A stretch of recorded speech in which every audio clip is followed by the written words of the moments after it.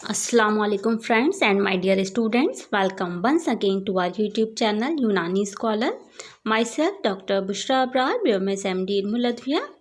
तो चलिए स्टूडेंट्स, हम लोग आज का टॉपिक शुरू करते हैं। उसी टॉपिक को हम लोग कंटिन्यू कर रहे हैं, तदबीर अदविया को। उसमें हम लोग ने आपको तदबीर का क्या मकासद होते हैं वो सब हमने एक्सप्लेन किया था। अब हम कुछ दवाओं के बारे में पढ़ेंगे कि उनको किस तरह से मुदब्बर किया जाता है। वन बाय वन जो आप लोगों के सिलेबस में मौजूद है, हम उन्हीं दवाओं के बारे में पढ़ेंगे। तो हम शुरू करते हैं।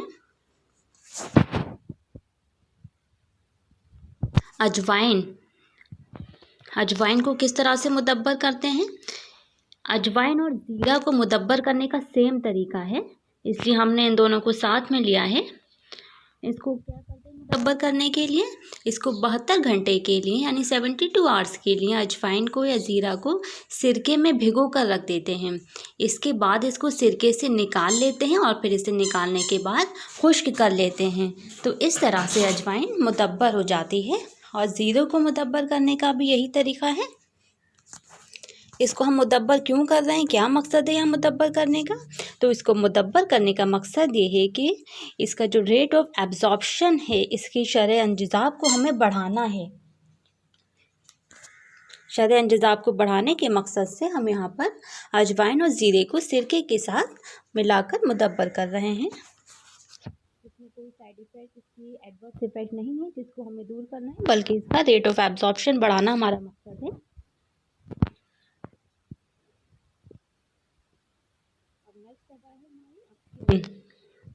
अफ्यून आप लोग सभी जानते होंगे। ये देखिए अफ्यून का ये कॉपी है जिससे अफ्यून को निकाला जाता है। इस पे लॉन्गिट्यूडनली ये इंसिजन दिया जाता है, गाफ लगाया जाता है, जिससे खतरा खतरा करके अफ्यून ये टपकती है और फिर जब ये खुश्क हो जाती है तो इसको कलेक्ट कर लिया जाता है। यही अफ्यून होती है। ये रतूबत है एक तरह की। और इस अगर बल्ब को खोला जाए तो इसके अंदर खशखाश के दाने भरे होते हैं। अब जानते हैं अफ्यून को किस तरह से मुदब्बर करते हैं। तो अफ्यून के मुदब्बर करने के वैसे तो कई सारे तरीके हैं, लेकिन यहाँ मैं आपको एक कॉमन तरीका जो ज़्यादातर इस्तेमाल किया जाता है उसके बारे में बता रही हूँ। जैसे अफ्यून को मुहम्मस कर लिया जाए तो ये मुदब्बर हो जाती है। मुहम्मस करना कहते हैं भून लेना, तहमीज़ करना। इसको कढ़ाई में रखकर हल्की आंच पर भूना जाता है। कोई तेल वगैरह हमें नहीं डालना है, बस कढ़ाई पे हम रखेंगे और हल्की आंच, मीडियम फ्लेम रखेंगे। बहुत हाई फ्लेम हमें नहीं लेना है ताकि जल जाने का ख़तरा रहता है उससे।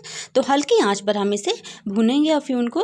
तो जिसके नतीजे में क्या होता है कि इसके अंदर जो रतूबत होती है, जो भी पानी, क्योंकि ये दरअसल गोंद है तो इसके अंदर रतूबत ज़ाहिर है मौजूद होगी, तो वो रतूबत खुश्क हो जाती है और ये बिल्कुल ड्राई हो जाएगी। और इसके ड्राई होने से हमें दो फ़ायदे मिलते हैं। एक तो ये होता है कि इसका सफ़ूफ़ बनाना आसान हो जाता है, और दूसरी दवाओं में इसकी शमूलियत यानी दूसरी दवाओं में इसको शामिल करना आसान होता है।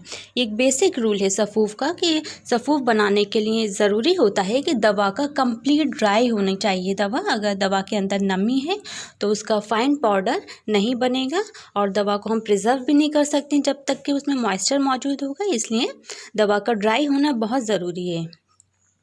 और उसे मुरक्कबात में हम सफ़ूफ़ की शक्ल में मिलाते हैं, तो हम उसका सफ़ूफ़ बनाने के लिए दवा को पहले ड्राई करेंगे अच्छे से। तो उसको मुहम्मस करने से हमें एक तो ये फ़ायदा मिल रहा है कि इसका सफ़ूफ़ हम आसानी से बना पा रहे हैं, उसकी मुरक्कबात में शमूलियत हो पा रही है इस वजह से। और दूसरा फ़ायदा इसका ये है कि रतूबत के खुश्क होने की वजह से इसके जानबी असरात यानी कि साइड इफ़ेक्ट जो इससे ज़ाहिर होते हैं वो बहुत हद तक कम हो जाते हैं।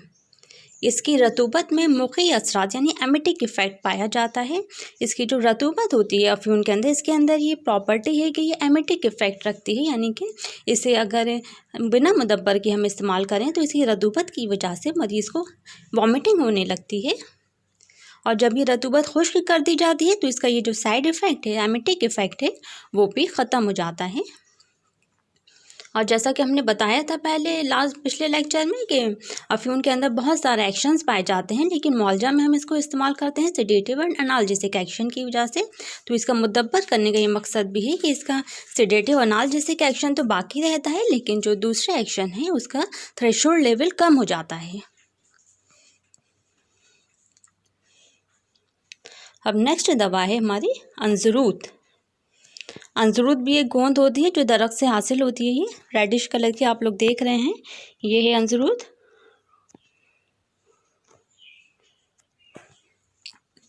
अंजरूद को पानी या दूध में गूंद लेते हैं। ये एक तरह की गोंद है, इसको हम कूट कर अच्छे से पानी मिला के या फिर दूध मिला के इसको आटे की तरह गूंद लिया जाता है और फिर इसको झाव की लकड़ी पर पिरोते हैं। ये जो लकड़ी दिख रही है आपको, ये झाव की लकड़ी है। ये झाव एक दरख्त होता है, उसकी लकड़ी है।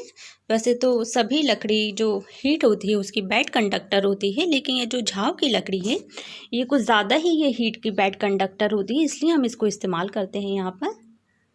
ये जल्दी हम इसको हरारत देंगे तो इसकी प्रॉपर्टी होती है झाव की लकड़ी में कि ये जल्दी आग नहीं पकड़ती है।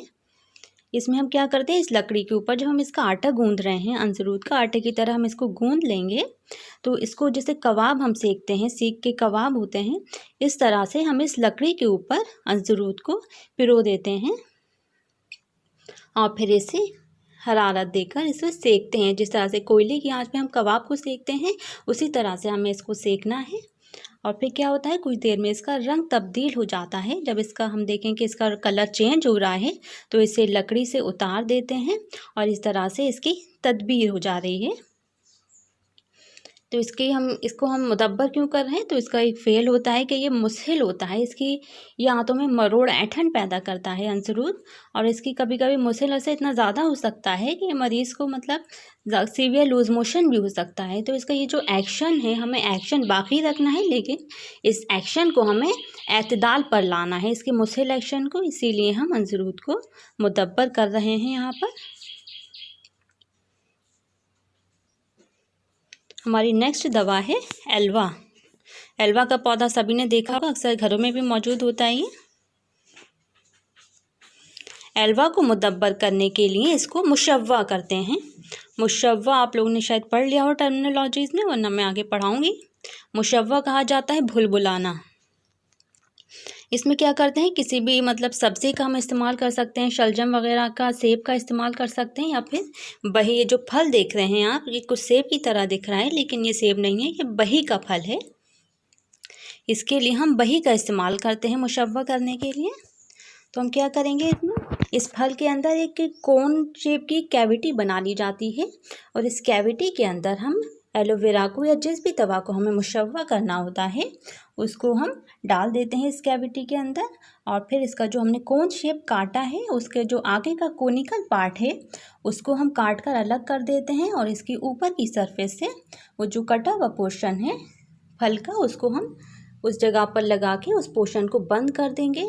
और उसके ऊपर फिर हम गूंधा हुआ आटा लेते हैं और इस फल को पूरे गूंधे हुए आटे से मलफूफ कर देते हैं, यानी कि चारों तरफ से उसे बंद कर देते हैं, लपेट देते हैं आटे से। और फिर इस फल को हम तंदूर में डाल देते हैं या हरारत देते हैं किसी तरह से। और फिर जब हम देखते हैं कि आटे का कलर चेंज हो रहा है, ये ब्राउनिश कलर का हो रहा है, तो फिर हम उस फल को निकाल लेते हैं बाहर। फिर आटा उससे हटाया जाता है और फिर अंदर से जो दवा उसके अंदर मौजूद होती है, हम एल्वा का इस्तेमाल कर रहे हैं, एल्वा को मुदब्बर कर रहे हैं, तो हम एल्वा को उससे बाहर निकाल लेते हैं। तो इस तरह से ये मुदब्बर हो जाता है। निकालने के बाद हमें इसको खुश्क करना है और फिर खुश्क करने के बाद इसका पाउडर बना के, सफ़ूफ बना के हम इसको दूसरी दवाओं में मिला के शामिल कर सकते हैं। तो ये प्रोसेस कहलाता है मुशव्वा करना, यानी भुलभुलाना। इस प्रोसेस का इस्तेमाल भी हम इसलिए कर रहे हैं क्योंकि जो एक्शन इसका होता है ये मुस्हिल एक्शन होता है, परकेटिव इसका एक्शन है जो कि स्ट्रॉन्ग होता है, जिसको हम दवा के तौर पे अगर बिना मुदब्बर किए देंगे तो मरीज़ को इससे टॉक्सिसिटी हो सकती है, उसको लूज मोशंस हो सकते हैं ज़्यादा। तो उसको हमें एक्शन की तादील के लिए, यानी कि एक्शन को हमें मॉडरेट करने के लिए हम ये मुदब्बर करने का अमल इस पर कर रहे हैं। जैसा कि आप लोग देख रहे हैं कि इसमें जो एलोवेरा है ये ताज़ा हालत में अगर हम इस्तेमाल करेंगे तो इसका एक जेल फॉर्म इसमें से निकलता है। उसको हम स्किन ज़्यादा प्रॉब्लम में इस्तेमाल करते हैं, जेल वगैरह लगाते हैं, लेकिन जब इसे मुरक्कबात में शामिल किया जाता है तो उसको इस फॉर्म में ही हमें मार्केट में मिलता है, ब्लैक पीसेस की फॉर्म में होता है। अगर हम मार्केट से एलोवेरा ख़रीदने जाएंगे तो आपको इसी फॉर्म में मिलेगा, ये मुदब्बर किया हुआ होता है। तो इसका हम सफ़ूफ बना के दवाओं में शामिल करते हैं। Okay students, thank you. Next lecture में मिलते हैं नई दवाओं के साथ।